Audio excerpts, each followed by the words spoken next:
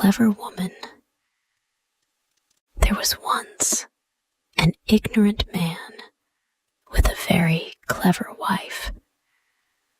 The man loved his wife, and she loved him, and they lived happily together. A clever man lived near this happy couple, but this man's wife was an ignorant woman. He did not love her, and they were not happy together. The clever man saw his neighbor's clever wife, and he was jealous. How did that ignorant man marry such a clever woman? He thought. It's not right. She deserves a better husband, a clever man. She deserves me. He thought about his neighbor's wife for a long time, and then he went to visit him. Listen, neighbor, he said. I know that your wife is a very clever woman, but I will be honest with you. You are not clever at all. In fact, you are very ignorant. The ignorant man said nothing. But you know me, the clever man said. I'm very clever. I'm well educated. You know my wife, too. She's not clever at all. In fact, she's ignorant, like you. Let's exchange our wives. I will have your wife, and you can have mine. We will all be happier. His neighbor frowned. What? He said. You want to take my wife. You think that I'm ignorant, but I'm not ignorant at all. I'm as clever as you are. The other man laughed. Do you really think so? He said. We'll soon find out. Let's go to the judge. He can decide for us. The ignorant man was unhappy now. Oh, my dear wife, he thought. I don't want to lose her. What kind of questions will the judge ask me? Will I be able to answer them? The two men found the judge. The clever man explained everything to him. The judge listened carefully. You say this man is ignorant? He said, and he pointed to the ignorant man. Yes, yes, the clever man said. Ask him questions. You will see. He doesn't know anything. The judge thought for a moment. Then he said to the ignorant man, Tell me, sir, how many stars are there in the sky? The ignorant man's mouth fell open. He shook his head. He didn't know the answer. Here's another question, said the judge. Where is the navel of the earth? The ignorant man shook his head again. He felt very unhappy. My poor wife, I've lost you, he thought. My questions are difficult, the judge said. Think about them. Come back tomorrow and give me your answers then. The poor man hurried back to his wife's house. The sun had set already, and it was dark. He stood outside his house and looked up at the sky. He was trying to count the stars. His wife came out of the house and found him there. What are you doing, my dear husband? She said. Come and eat your supper. It's all ready for you. "I can't come in," her husband said. "I must count the stars. If I can't do it, I will lose you." "What?" his wife cried. "Why? What has happened?" Her husband told her everything. He told her about his clever neighbor and the judge's questions. When he had finished, the woman laughed. "Don't worry, dear husband," she said. "I will give you the answers to the judge's questions. Now come inside and rest." The next day, the clever man came to the ignorant man's house. He stood outside and called to him. "Well, neighbor," he said, "are you ready to see the judge?" The ignorant man called back to him, "Oh, yes, I am quite ready." His wife gave him a basket of teff and a spear. Then he went outside, and the two men hurried off to see the judge. "Now," the judge said to the ignorant man, "let's hear the answer to my first question. How many stars are there in the sky?" The ignorant man poured out the grains of teff onto the ground. "The number of stars in the sky," he said, "is the same as the number of grains in this basket of teff. Don't you believe me? Then you must count them yourself." The judge smiled. "That's a good answer," he said. "Now here's the second question.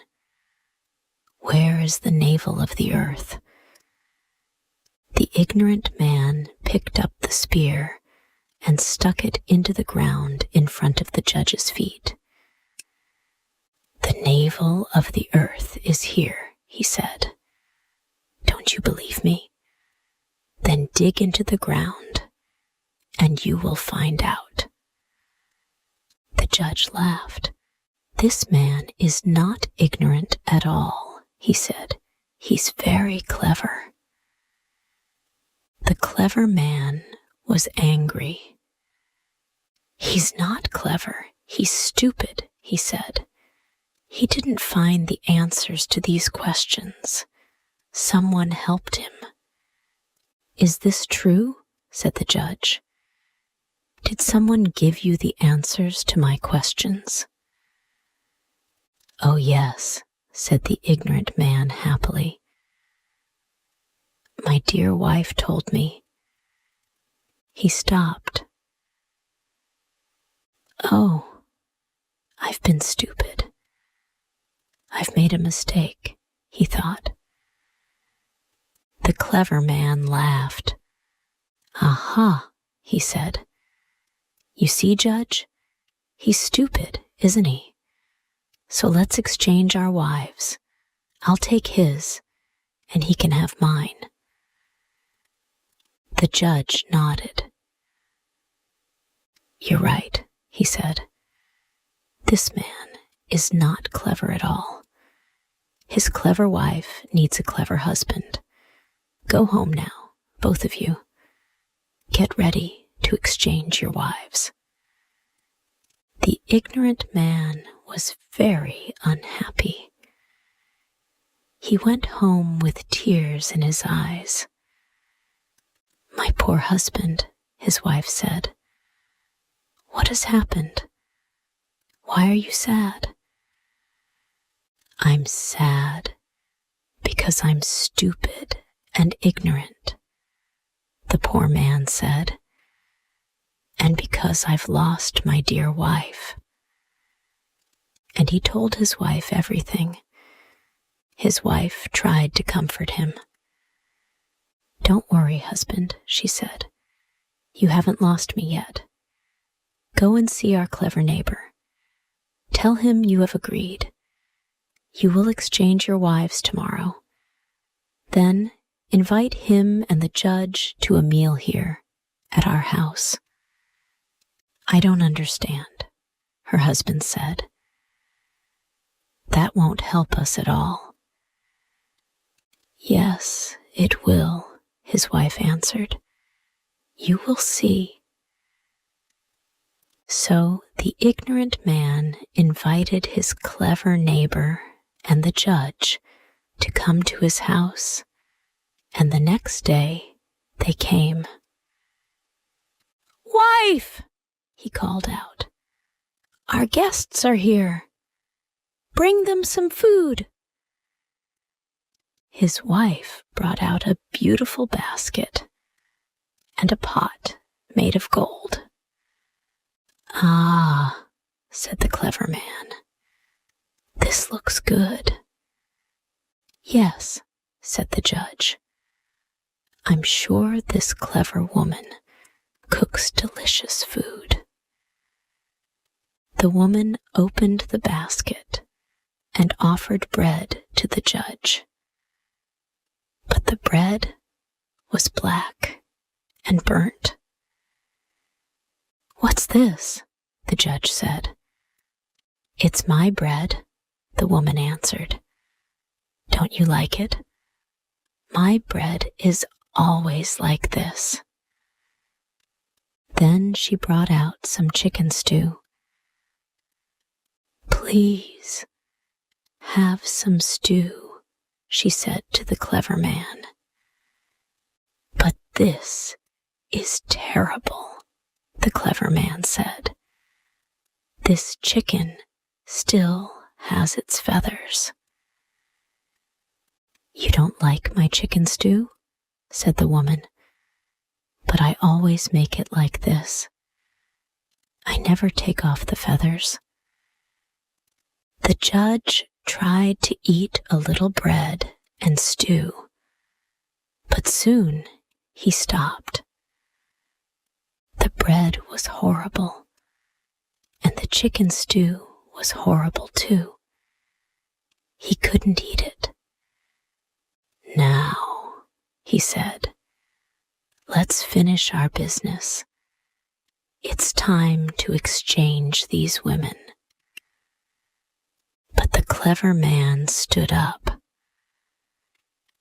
"I think, perhaps," he began. "What?" the judge said. "Don't you want this clever woman?" "Clever?" the clever man said. "She's not very clever at all. Let her stay with her ignorant husband.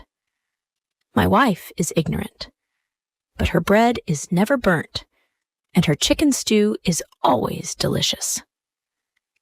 The judge and the clever man went away. The ignorant man and his clever wife laughed and laughed. "Now," the clever wife said, "it's dinner time. Come, my dear husband, your food is ready." She threw away the burnt bread and the horrible chicken stew, and she brought out the lovely dinner that she had cooked for him. "Oh, my dear wife, you are so clever," her husband said. "You deserve a better man than me." "But you are the best man in the world," his wife said, "and I will always love you." And they lived happily together from that day on.